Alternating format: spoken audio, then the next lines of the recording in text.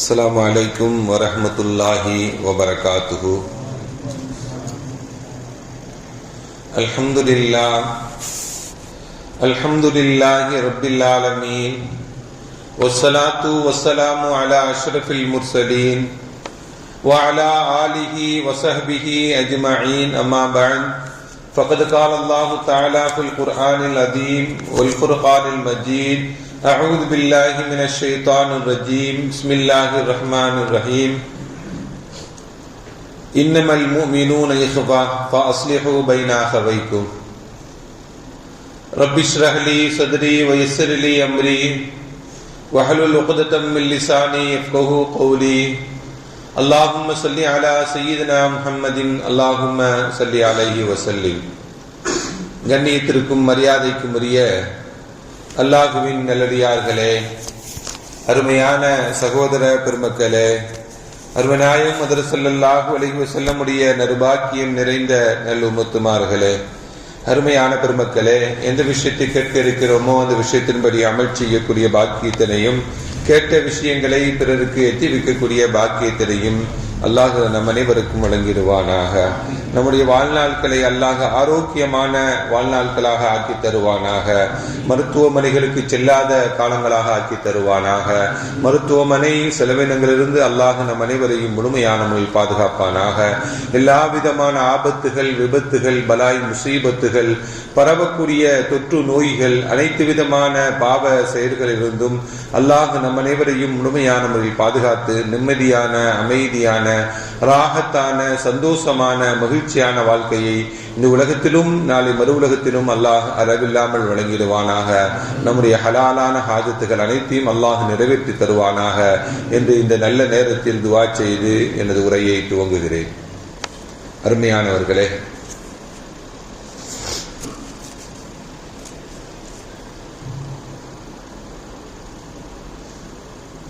இந்த உலகத்தில் வாழக்கூடிய சமயங்களில் அல்லாஹ்வும் அல்லாஹ்வுடைய ரசூலும் விரும்பக்கூடிய நிலையில் நாம் வாழ வேண்டும். அல்லாஹ்வும் ரசூலுடைய விரும்பக்கூடிய குணங்கள், செயல்பாடுகள் நம்மிடம் இருக்க வேண்டும். அல்லாஹ்வும் அல்லாஹ்வுடைய ரசூலும் விரும்பக்கூடிய அந்த செயல்களும் குணங்களும் எல்லா நிலைகளையும் நாம் கடைபிடித்து வாழ வேண்டும்.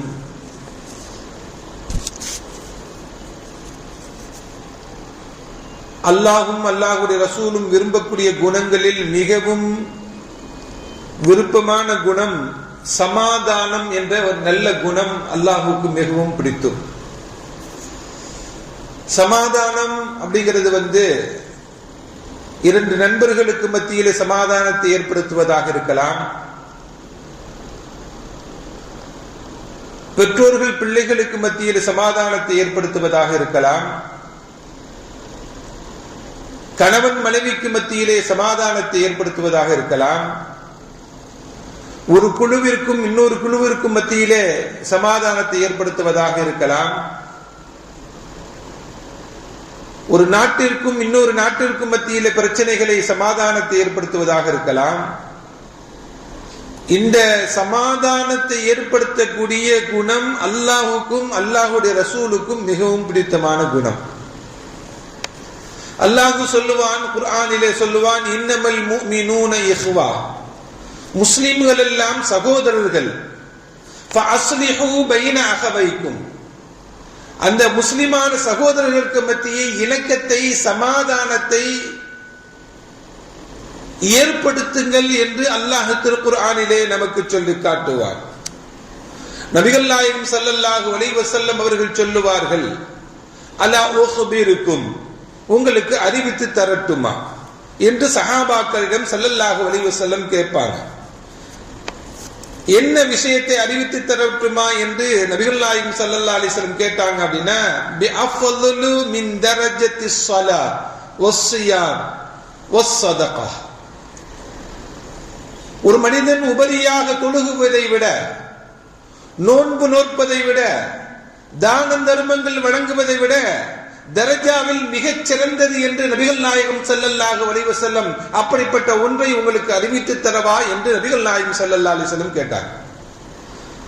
சஹாபாக்கள் அறிவித்து தாருங்கள் யா ரசூலல்லாஹ் என்று சொன்னார்கள். ஸல்லல்லாஹு அலைஹி வஸல்லம் சொன்னாங்க, இஸ்லாஹு ஸாத்த பைனிக்கும், உங்களுக்கு மத்தியிலே ஒரு இணக்கத்தையும் சமாதானத்தையும் ஏற்படுத்துவதுதான் நீங்கள் தொழுகுவதை விட, நோன்பு நோற்பதை விட, தான தர்மங்கள் வழங்குவதை விட மிகச் சிறந்த செயல் என்று நபிகள் நாயகம் ஸல்லல்லாஹு அலைஹி வஸல்லம் சொல்லி காட்டுறாங்க.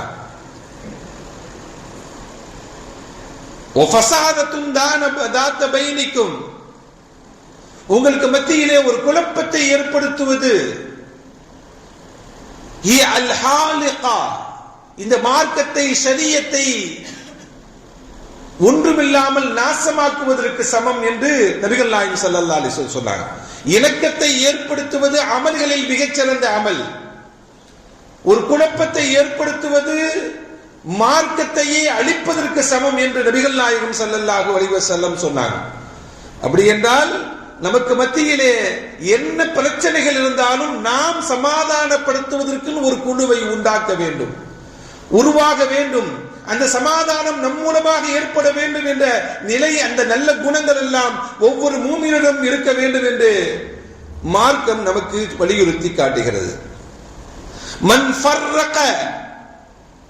ஃபர்ரக ஃபலைஸ மின்னா, ஸல்லல்லாஹு அலைஹி வஸல்லம் சொல்வாங்க, யார் ஒரு குழுவை விட்டோ அல்லது ஒரு சேர்ந்து இருக்கக்கூடிய நிலையை விட்டோ யார் பிரிக்கிறார்களோ அவர் நம்மை சார்ந்தவர்கள் அல்ல என்று சொன்னாங்க நபிகள் நாயகம் ஸல்லல்லாஹு அலைஹி வஸல்லம்.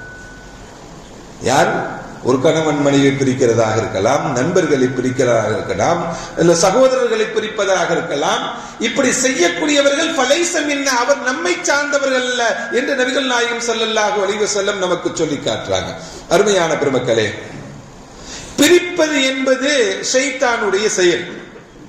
ஒரு கணவன் மனைவியை பிரிப்பதாக இருக்கட்டும், பெற்றோர் பிள்ளைகளாக எப்படி பிரிப்பதாக இருக்கட்டும், நட்புகளை உறவுகளை பிரிப்பதாக இருக்கட்டும், இதெல்லாம் ஷைத்தானுடைய செயல், பண்பு. அது ஒன்றை இணைப்பது அல்லாஹ்வுடைய பண்பு. அருமையான பெருமக்களே, திருக்குர்ஆன் இப்படியும் சொல்லி காட்டும், இன் ஜனஹு லிஸ்ஸுல்மி ஃபஜ்னஹ் லஹா. இறை மறுப்பாளர்கள் உங்களுடன் ஒரு இணக்கத்தை ஏற்படுத்துவதற்கு அவர்கள் தயாரானாங்க, என்ன நீங்களும் அந்த இணக்கத்திற்கு தயாராகுங்கள். அவர்கள் ஒரு சமாதானத்துக்கு ஆகினார்கள் என்றால் நீங்களும் சமாதானத்துக்கு தயாராகுங்கள் என்று அல்லாஹ் திருக்குர்ஆனிலே மாற்று மதத்தவர்களை கூட இணை வைக்கக்கூடியவர்கள் சமாதானத்துக்கு வந்தா நீங்களும் போயிடுங்க என்பதை தான் குர்ஆன் நமக்கு சொல்லித் தரக்கூடிய செய்தி. அருமையான பெருமக்களே, கணவன் மனைவிக்கு மத்தியிலே அந்த நட்புறவுகளை பிரிக்கக்கூடிய நிலை, அதை சேர்க்கக்கூடிய நிலை, அல்லாஹ் நபிகள் நாயகம் ஸல்லல்லாஹு அலைஹி வஸல்லம் சொன்னாங்க, இத்தகுல்லாஹ், அல்லாஹ்வை பயந்து கொள்ளுங்கள். இத்தகுல்லாஹ், அல்லாஹ்வை பயந்து கொள்ளுங்கள். வ அஸ்லிஹு ஸாத்த பைனிக்கும், உங்களுக்கு மத்தியிலே ஒரு இணக்கத்தையும் சமாதானத்தையும் உருவாக்கி கொள்ளுங்கள். இன்னல்லாஹ யுஸ்லிஹு, அல்லாஹ்வும் சமாதானத்தை விரும்பக்கூடியவன், அல்லாஹ்வும் சமாதானம் செய்து வைக்கக்கூடியவன். எங்க தெரியுமா? நாளை மறுமை நாளையில் இந்த மனித சமுதாயத்திற்கு மத்தியிலே ஏற்பட்ட பிரச்சனைகளை அல்லாஹ் தீர்த்து வைப்பான். அந்த குணம் உங்களிடம் இந்த உலகத்தில் இருந்து கொள்ளட்டும் என்று நபிகள் நாயகம் ஸல்லல்லாஹு அலைஹி வஸல்லம் சொல்லிட்டு இத்தகுல்லாஹ், அல்லாஹ்வை பயந்து நடந்து கொள்ளுங்கள் என்று நபிகள் நாயகம் ஸல்லல்லாஹு அலைஹி வஸல்லம் சொன்னாங்க. ஸல்லல்லாஹு அலைஹி வஸல்லம் அவர்கள் ஒரு அவையில் இருந்திருக்கிறாங்க. அனஸ் ரலியல்லாஹு தஆலா அறிவிக்கக்கூடிய ஹதீஸ் ஒன்று. ஸல்லல்லாஹு அலைஹி வஸல்லம் அவர்கள் ஒரு அவையில் இருக்கிறார்கள். அந்த அவையில் ஸல்லல்லாஹு அலைஹி வஸல்லம் அவர்கள் சிரிக்கிறார்கள். திடீரென தன்னுடைய கடவாய்ப்பற்கள் தெரியும் அளவிற்கு சிரிக்கிறார்கள். உமர் ரலியல்லாஹு தஆலா கேட்டாங்க ஸல்லல்லாஹு அலைஹி வஸல்லம் அவங்கள்ட்ட, யா ரசூலல்லாஹ், ஏன் இப்படி சிரிக்கிறீர்கள்? உங்களுடைய கடவாய்ப்பற்கள் தெரியும் அளவுக்கு சிரிப்பதற்குண்டான காரணம் என்ன என்று நபிகள் நாயகம் ஸல்லல்லாஹு அலைஹி வஸல்லம் அவங்கள்ட்ட உமர் ரலியல்லாஹு தஆலா கேட்ட பொழுது நபி ஸல்லல்லாஹு அலைஹி வஸல்லம் அவங்க சொன்னாங்க, அல்லாஹ்வுக்கு முன்பாக இரண்டு நபர்கள் வந்து நிற்கிறார்கள். அவர்கள் விஷயத்தில் நடக்கக்கூடிய காரியத்தை பார்த்து நான் சிரிச்சேன் சொன்னான். அல்லாஹ்வுக்கு மத்தியில் 2 பேருடைய பிரச்சனையை அல்லாஹ்வுக்கு மத்தியிலே நடக்கிறது. அதை அல்லாஹ் என்ன பண்றான், தீர்த்து வைக்கிறான். அந்த பிரச்சனைகளை, அந்த காட்சி எனக்கு காட்டப்பட்டது, அதை பார்த்தேன், நான் சிரித்தேன் என்று நபிகள் நாயகம் ஸல்லல்லாஹு அலைஹி வஸல்லம் சொன்னாங்க. யார் அந்த 2 நபர்கள்? லாலிமும் மதுலூமும் நிற்கிறார்கள். யார் அந்த லாலிம், யார் அந்த மதுலூம்? லாலிம் என்றால் அநியாயம் செய்யக்கூடியவன், மதுலூம் என்றால் அநியாயம் செய்யப்பட்டவன். ஒரு அநியாயம் செய்தவனுக்கும் அநியாயம் செய்யப்பட்டவனுக்கும் மத்தியில பிரச்சனை. இவன் அநியாயம் செய்து விட்டான் என்று அல்லாஹ்விடத்தில் அவன் முறையிடுகிறான். அநியாயம் செய்யப்பட்டவன் விசாரிக்கப்படுகிறான் அல்லாஹ்விடத்தில்.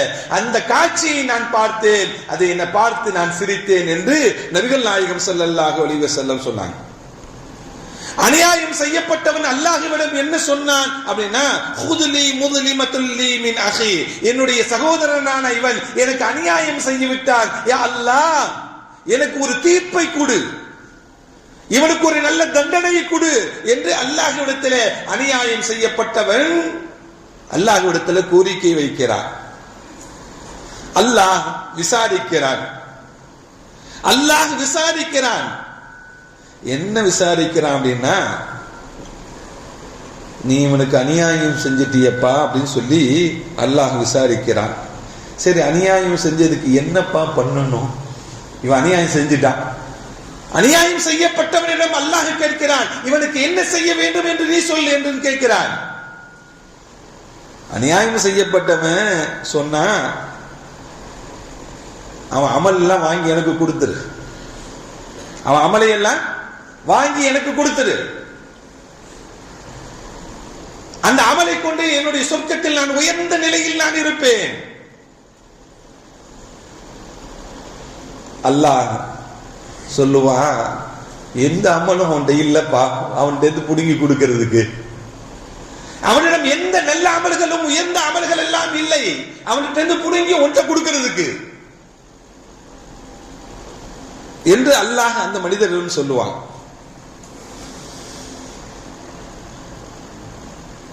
இவன் சொல்லுவான், அல்லாஹ் சொன்ன உடனே, யா அல்லாஹ் என்னுடைய பாவ சுமைகள் எல்லாம் அவன் மீது சுமத்தி விடு, நன்மை அவன்கிட்ட இருந்து ஒண்ணும் கிடைக்கல எனக்கு, ஏன் பாவம்லாம் அவன்கிட்ட சுமத்தி அவனை நரகத்துல போட்டு தள்ளணும் அப்படின்னு இவனுடைய குறிக்கோள். அல்லாஹ்ட்ட சொல்றான், ஏன் பாவத்தை அவன் மீது சுமத்தி விடு ரப்பே என்று சொல்லுகிறான்.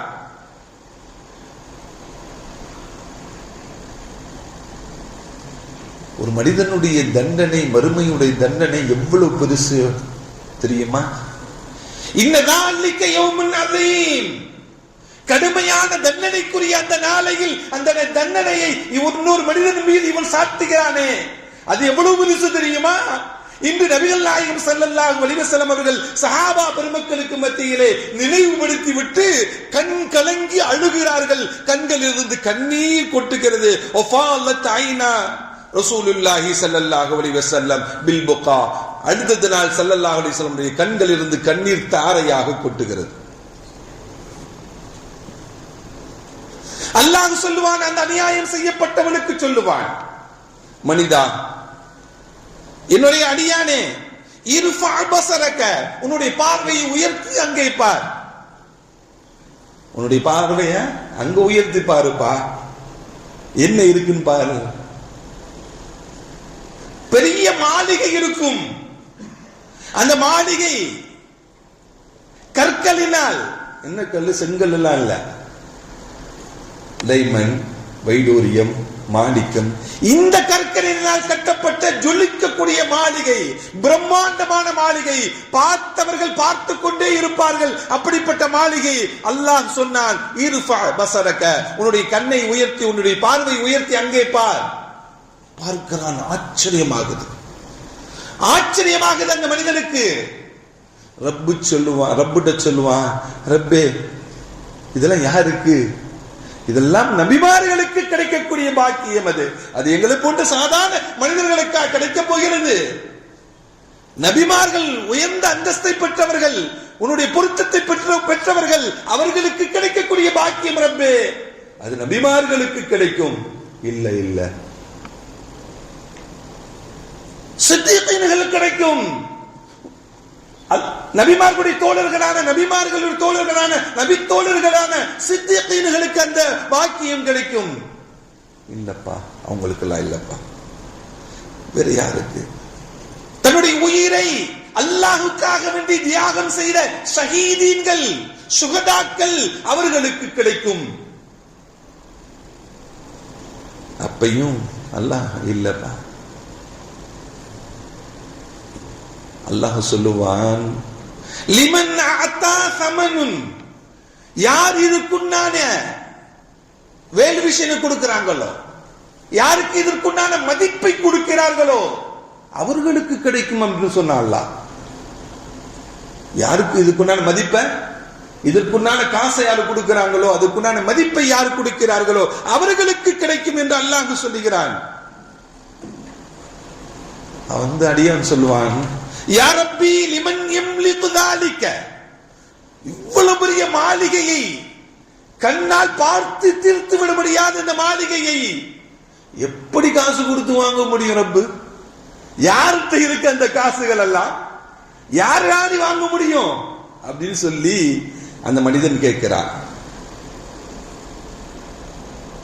அல்லாஹ் சொல்லுவான், அந்த தம்லிகுஹு, அது உன்னால் முடியும்பா அப்படின்னு சொல்றான் அல்லாஹ்.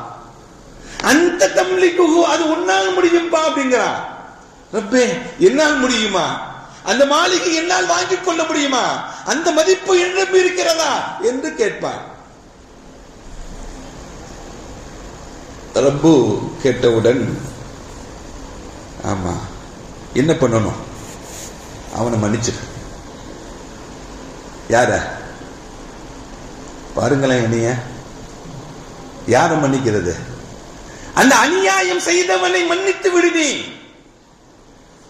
நீ அநியாயம் செஞ்சவனை மன்னிச்சிருக்க. மன்னிச்சிட்டீன்னா அதற்குண்டான கூலியாக அந்த மாளிகை உனக்கு கிடைக்கப்படும். அதற்குண்டான கூலியா அந்த மாளிகை உனக்கு கிடைக்கப்படும். அவனை மன்னித்தான். இருவரையும் அல்லாஹ் சொர்க்கத்துக்கு அனுப்பினான். அல்லாஹ் அந்த உயர்ந்த தௌஃபீக்கை தருவானாக. அருமையானவர்களே, அல்லாஹ்வும் சமாதானம் செய்து வைக்கிறான். அந்த குணம் அல்லாஹ்வுடைய குணம். அது நமக்கு வாய்ப்புகள் கிடைக்கும் என்றால், இரண்டு பேர்களுக்கு மத்தியில பிரச்சனை, கணவன் மனைவிக்கு மத்தியில பிரச்சனை, குடும்பங்களுக்கு மத்தியில பிரச்சனை, ஜமாத்துகளுக்கு மத்தியில பிரச்சனை, ஊர்களுக்கு மத்தியில பிரச்சனை, நாடுகளுக்கு மத்தியிலும் பிரச்சனைகள் உண்டு. அந்த பிரச்சனையை தீர்த்து வைப்பதற்கு நம்மால் முடியும் என்றால், அதை நாம் செய்து வைத்தோம் என்றால், அந்த குணம் அல்லாஹ்வுடைய குணம். அந்த குணம் நம்மிடம் வேற வேண்டும். அந்த குணம் வந்தால் உயர்ந்த நிலை கிடைக்கும். உயர்ந்த நிலை கிடைக்கும். நம்மெல்லாம் சின்ன பிரச்சனையை எடுத்துக்கிட்டாலும், நான் எப்படி அவனை எப்படி மன்னிக்க முடியும்? அவன் எவ்வளவு அநியாயம் செஞ்சுட்டான் தெரியுமா? நான் அல்லாவே மன்னிச்சுட்டான், நான் மன்னிக்க மாட்டேன்பா. அடப்பாவி, அப்படியே சொல்றது? அப்படியே சொல்றது? மன்னிக்க பழகிக்கொள்ள வேண்டும். மன்னிக்கக்கூடிய பண்பு அல்லாஹ்வுடைய பண்பு. நீ உலகத்தில் ஒரு மனிதனை நீ மன்னிக்காவிட்டால் அல்லாஹ் உன்னை எப்படி மன்னிப்பான்? அல்லாஹ் எப்படி மன்னிப்பான்? நம்ம பிறரை மன்னிக்கக்கூடிய, உனக்கு அநியாயம் செய்தவனை கூட நீ மன்னித்து வாழ் என்று நபிகள் நாயகம் ஸல்லல்லாஹு அலைஹி வஸல்லம் சொன்னாங்க. மன்னித்து வாழ வேண்டும். உலகத்தில் எத்தனை நாள் இருக்க போறோம்? இந்த ஆணவத்துடனும் கர்வத்துடனும். மரணம் எப்ப வேண்டுமானாலும் வரலாம். எந்த நிலையிலையும் வரலாம், எந்த சூழ்நிலையிலும் வரலாம். எவ்வளவு நாள் ஆணவத்தோடு இருப்ப? மூத்தான பிறகு என்ன செய்ய? இருக்கும் பொழுதுதான் நல்ல காரியங்கள் செய்ய முடியும். வாழும் பொழுதுதான் நற்குணத்துடன் வாழ முடியும். அதையெல்லாம் வாழும் பொழுதே காட்டிவிட்டு சென்று விட வேண்டும், நடத்திவிட்டு சென்று விட வேண்டும். இந்த உலகத்தில் வாழக்கூடிய சமயத்தில் நல்ல பண்புகளுடன் வாழ வேண்டும். அருமையான பெருமக்களே, நபிகள் நாயகம் ஸல்லல்லாஹு அலைஹி வஸல்லம் உடைய காலத்துல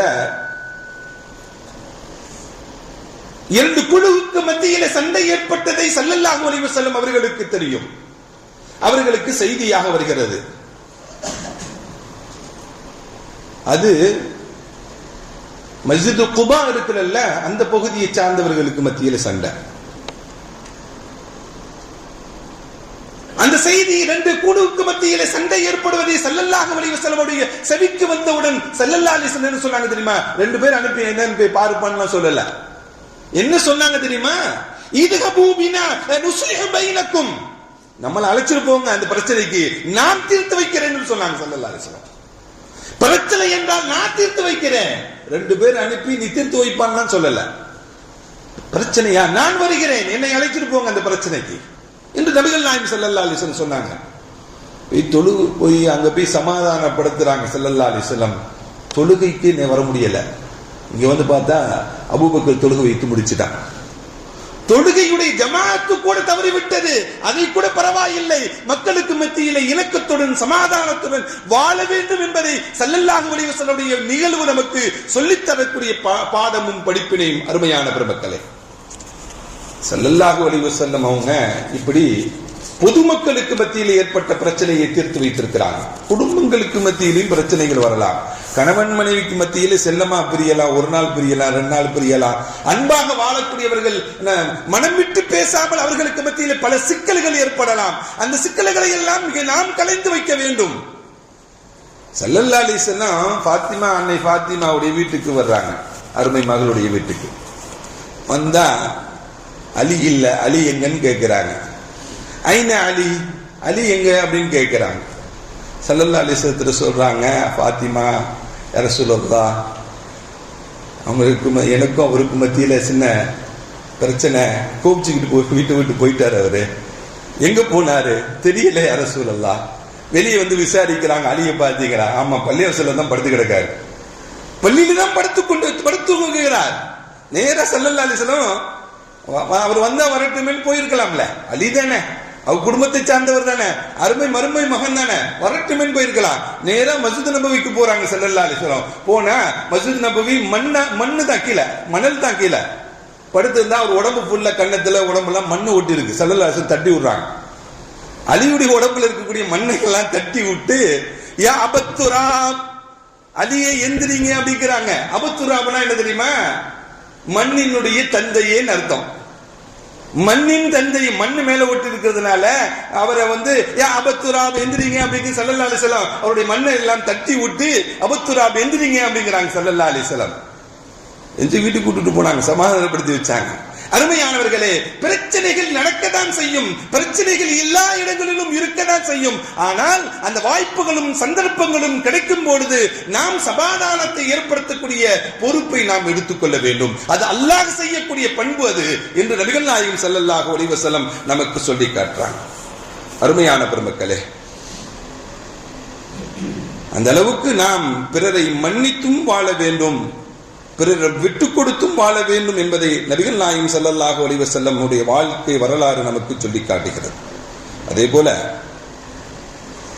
உமர் ரலியல்லாஹு தஆலா அன்ஹுடைய காலத்துல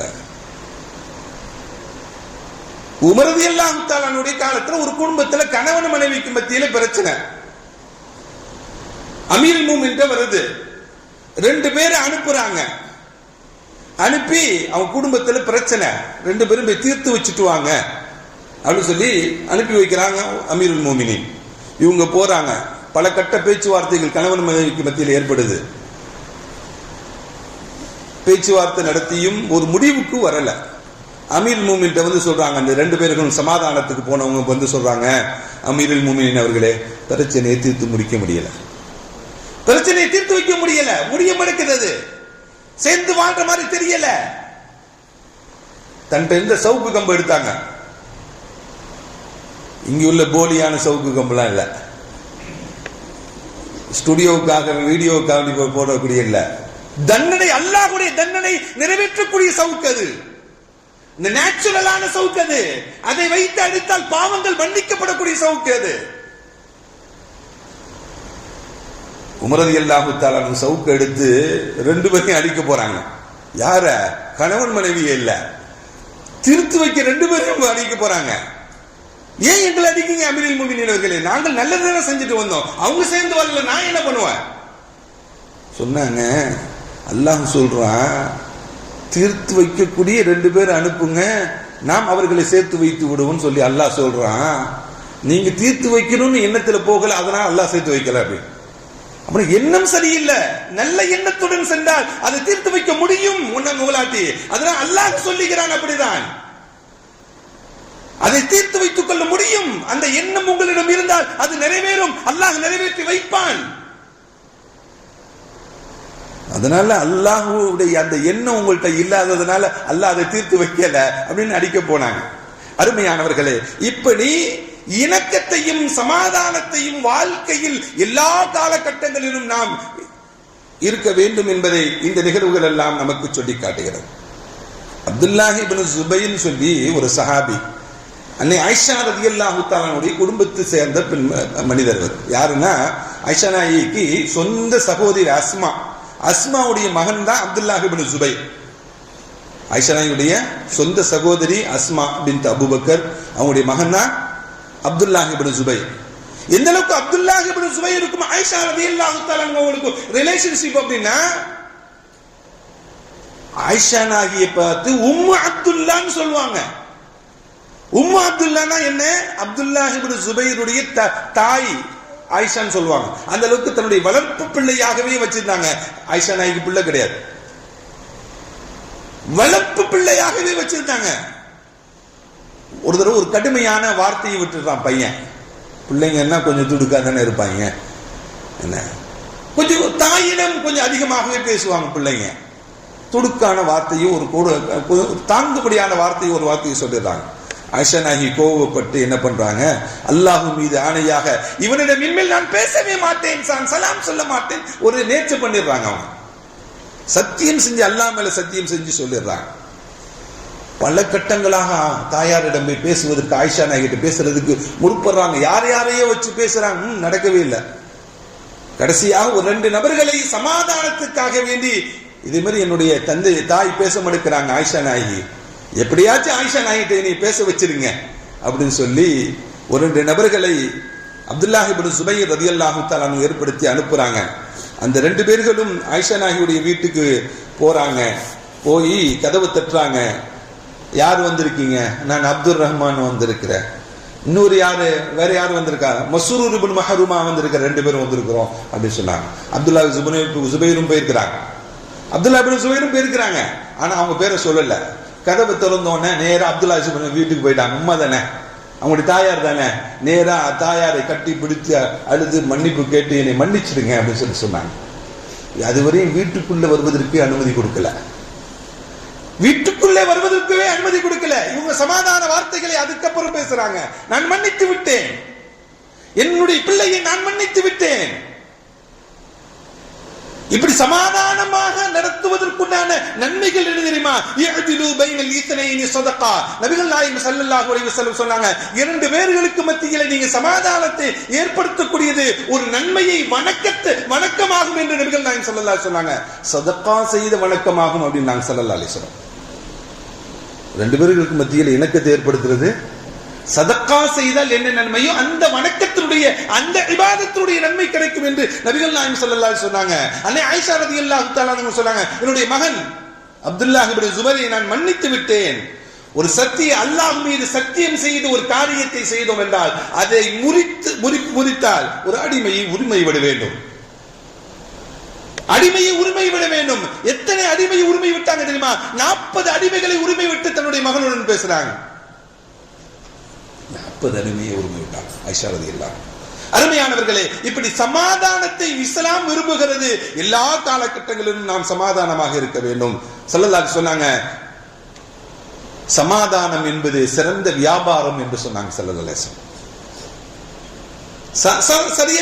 சிறந்த வியாபாரம் என்று சொன்னாங்க நபிகள் நாயகம் ஸல்லல்லாஹு அலைஹி வஸல்லம். அவங்க ஏன் சமாதானத்தை சிறந்த செயல், அது சிறந்த அமல், அதன் மூலமாக நன்மைகளை சம்பாதித்துக் கொள்ள முடியும், அதன் மூலமாக நன்மைகளை சம்பாதித்துக் கொள்ள முடியும் என்பதை நபிகள் நாயகம் ஸல்லல்லாஹு அலைஹி வஸல்லம் சொன்னாங்க. இஸ்லாத்துல பொய் சொல்றதுக்கு அனுமதி இல்லை. இருக்கா? சொல்லுங்களேன். பொய் சொல்வதற்கு அனுமதி இல்லை இஸ்லாத்துல. ஆனால் சில கட்டங்களில் கூடும், சில கட்டங்களில் கூடும். எந்த கட்டங்களில் எல்லாம் கூடும்? யுத்த களங்கள், எதிரிக்கு எதிரியாக நின்றுக்கூடிய சமயத்தில் யுத்தத்தில் சில யுக்திகளை செய்கிறாங்க. அந்த யுக்தியை எதிரிகளை தோற்கடிப்பதற்காக வேண்டி முஸ்லிம்களுக்கு மத்தியில் இல்ல, நமக்கு மத்தியில தான் சண்டை போட்டுட்டு இருக்கோம். நமக்கு மத்தியில் சண்டைகள் அல்ல. எதிரிகள் காபிர்களுக்கும் முஸ்லிம்களுக்கும் நடக்கக்கூடிய யுத்தத்தில் அவர்களை தீர்க்க வேண்டும், அவர்களை ஒன்றுமில்லாமல் ஆக்க வேண்டும் என்பதற்காக வேண்டி யுக்திகளுக்காக சில வார்த்தைகளை மாற்றி சொல்லிக் கொள்ளலாம். இஸ்லாம் அனுமதித்திருக்கிறது. அதே போல கணவன் மனைவிக்கு மத்தியில பிரச்சனை, மனைவியை பார்த்து சொல்லலாம், ரொம்ப அழகா இருக்கு, அழகா கூட இல்லாம இருக்கலாம். சாப்பாடு வாயில வைக்க முடியாம இருக்கும், ரொம்ப சூப்பரா இருக்குன்னு சொல்லலாம். சந்தோஷப்பட்டுக்குவாங்க. மனைவியை சந்தோஷப்படுத்துவதை விட உலகத்தில் வேற என்னங்க வேணும்? அதுதான் நமக்கு சந்தோஷம், அதுதான் நமக்கு மகிழ்ச்சி. நம்ம கோச்சிக்கோ பிரச்சனைகள் கூடிக்கிட்டு தான் போவோம், தவிர சமாதானப்படுத்திக் கொள்ள வேண்டியதான். ஸல்லல்லாஹு அலைஹி வஸல்லம் எப்பவுமே மனைவிமார்களை எதிர்த்து போராடியதே கிடையாது. விட்டு கொடுத்துருவாங்க, சமாதானம் ஆயிடுவாங்க ஸல்லல்லாஹு அலைஹி வஸல்லம். நபிகள் நாயகம் ஸல்லல்லாஹு அலைஹி வஸல்லம் அவங்க இரண்டு கணவன் மனைவிக்கு மத்தியிலே சாதாரண தாராளமாக நல்ல வார்த்தைகளை, உண்மைக்கு மாறான வார்த்தைகளை சொல்லியிருக்கலாம் என்று நபிகள் நாயகம் ஸல்லல்லாஹு அலைஹி வஸல்லம் சொன்னாங்க. உமர் ரலியல்லாஹு தஆலா காலத்துல ஒரு மனைவி ஒரு ஆள் வர்றார், என் பொண்டாட்டி அவளை எனக்கு பிடிக்கலன்னு சொல்லிட்டு இருக்கா. என் மனைவி அவளுக்கு என்ன பிடிக்கலன்னு சொல்லிட்டு இருக்கா, எல்லாத்திலும் சொல்லிட்டு இருக்கிறா. உமர் ரலியல்லாஹு தஆலா கூப்பிட்டாங்க அந்த பெண்மணிய, என்னம்மா உன் கணவனை பிடிக்கலையா? ஆமா, பிடிக்காம இருந்துட்டு போகுது, ஆனா யார் உன்னிடம் கேட்டாலும் எனக்கு பிடிக்குதுன்னு சொல்லு அப்படின்னாங்க. அமீருல் முஃமினீன் எப்படி போய் சொல்றது? நான் எனக்கு பிடிக்கலன்னு நான் சொல்றேன், நீங்க பிடிக்கணும்னு சொல்றீங்க, நான் எப்படி பிடிக்குதுன்னு உண்மைக்கு மாறாக சொல்லுங்க, அது கூடும், இஸ்லாத்தில் கூடும். அது உனக்கு பிடிக்காட்டியும் பரவாயில்லப்பா, நீ யார் வந்து உன்னிடம் கேட்டாலும் எனக்கு கணவனை ரொம்ப பிடிக்கும்னு சொல்லு. அவர் வச்ச பிரச்சனையே இதுதான், இங்க தீர்ந்து போச்சு, அவ்வளவுதான். பிரச்சனை தீர்ந்து விட்டது, ரெண்டு பேரும் சேர்ந்து வாழ்ந்து கொண்டு இருக்கிறாங்க. அருமையானவர்களே, பொய் சொல்வது என்பது இஸ்லாத்தில் கூடாதுதான், ஆனால் சில கட்டங்களில் அனுமதிக்கப்பட்ட விஷயத்துல கணவன் மனைவிக்கு மத்தியில. அதே போல ஸல்லல்லாஹு சொன்னாங்க, சமாதானத்தை ஏற்படுத்துவதற்காக வேண்டி, அந்த சமாதானம் இருவர்களுக்கு மத்தியில் இருக்கலாம், குழுக்களுக்கு மத்தியில் இருக்கலாம், ஊர்களுக்கு மத்தியில் இருக்கலாம், நாடுகளுக்கு மத்தியில் இருக்கலாம். அந்த சமாதானத்தை ஏற்படுத்துவதற்காக வேண்டி நாம் உண்மைக்கு மாறான சில வார்த்தைகளை சொல்லிக் கொள்ளலாம் என்பதையும் மார்க்கம் நமக்கு சொல்லித்தரக்கூடிய செய்திகள். அருமையான பெருமக்களே, இதையெல்லாம் சொல்வதற்குண்டான காரணங்கள் என்ன அப்படின்னா, 2 நாடுகள் இன்னைக்கு சமாதான பேச்சுவார்த்தைக்கு முடிவுக்கு வந்திருக்கிறது. 400 நாட்களுக்கு மேலாக, 15 மாதங்களுக்கு மேலாக நடந்த சண்டை நிறுத்தப்படுகிறது. கத்தாரும் அமெரிக்காவும் பேச்சுவார்த்தை நடத்தி இன்னைக்கு ஒரு முடிவுக்கு வந்திருக்கிறது. இன்னைக்கு 20ஆம் தேதியோட நம்முடைய சண்டையை நிறுத்திக் கொள்வதுன்னு ஒரு உடன்படிக்கை எடுத்திருக்கிறாங்க. பலஸ்தீனும் இஸ்ரேலும் ஒரு முடிவுக்கு வந்திருக்கிறது. அல்லாஹ் நம்ம எல்லாம் ஒவ்வொரு நாளும் அந்த காட்சிகளை பார்த்து உள்ளங்கள் பதறிக்கொண்டிருந்தன. சிறு பிள்ளைகள், பெற்றோர்களை இழந்த சிறு பிள்ளைகள், கைகால்களை இழந்த சிறு பிள்ளைகள், அந்த கோர காட்சிகளை நம்மளால் பார்த்து இரவெல்லாம் தூக்காமல் எத்தனை நாட்கள் நமக்கு. அல்லாஹ் அப்படிப்பட்ட அந்த கொடூர நிலையிலிருந்து ஒரு சமாதானத்தை ஏற்படுத்தி, அல்லாஹ் அந்த 2 நாடுகளுக்கு மத்தியில் ஒரு ஒப்பந்தத்தை ஏற்படுத்தி அல்லாஹ் இந்த சமாதானத்தை நீடிக்க செய்வானாக. பைத்துல் முகத்தஸைக்கு மீட்டெடுக்கக்கூடிய பாக்கியத்தை அல்லாஹ் தருவானாக. அருமையானவர்களே, இன்னொரு பக்கம் பார்த்தா அமெரிக்காவில் கடுமையான தீப்பற்றி கொண்டிருக்கு எரிக்கை. எப்படி எரியுதுன்னு தெரியலங்கிறான். அங்கிருந்து தான் இங்க ராக்கெட்லாம் வந்துச்சு, அங்கிருந்து தான் இங்க ஆயுதங்கள்லாம் வந்துச்சு. மனிதனுடைய தாக்குதலை விட இறைவனுடைய தாக்கல் கடுமையானது. அதனால் அதை சந்தோஷப்படுத்தக்கூடாது. அங்கேயும் இஸ்லாமிய சகோதரர்கள் அங்க பாதிக்கப்பட்ட மக்களுக்காக வேண்டி ஆறுதல் கூறிக்கொண்டிருக்கிறார்கள், நிவாரணம் வழங்கிக் கொண்டிருக்கிறார்கள். எதிரிகளுக்குமா? எதிரிகளுக்கும் தான். பொதுமக்களும் இருப்பார்களே, அதுல சந்தோஷம் அல்ல நமக்கு. இதே போன்ற நிகழ்வுகள் நடக்கக்கூடாது என்பதுதான் நமக்கு ஒரு இணக்கம் தான் வேண்டும், ஒரு சமாதானம் தான் வேண்டும், நிம்மதியான நிலைப்பாடுகள் தான் வேண்டும், சண்டைகள் இருக்கக்கூடாது, பிரச்சனைகள் இருக்கக்கூடாது, எல்லோரும் ஒற்றுமையாக இருப்பதுதான் மார்க்கம் நமக்கு வலியுறுத்தி காட்டக்கூடிய நிகழ்வுகள் எல்லாம் வல்லோன் அல்லாஹ் நம்முடைய வாழ்க்கையை நிம்மதியான வாழ்க்கையாக அல்லாஹ் ஆக்கி தந்தர புரிவானாக. எங்கெல்லாம் முஸ்லிம்கள் வாழ்கிறார்களோ அங்கெல்லாம் நிம்மதியும் அமைதியும் அல்லாஹ் ஏற்படுத்தி தந்தர புரிவானாக என்று இந்த நல்ல நேரத்தில் துஆ செய்து எனது உரையை நிறைவு செய்கிறேன். வ ஆகிரு தஅவானா அனில் ஹம்துலில்லாஹி ரப்பில் ஆலமீன். அஸ்ஸலாமு அலைக்கும் வரஹ்மத்துல்லாஹி வபரகாத்துஹு.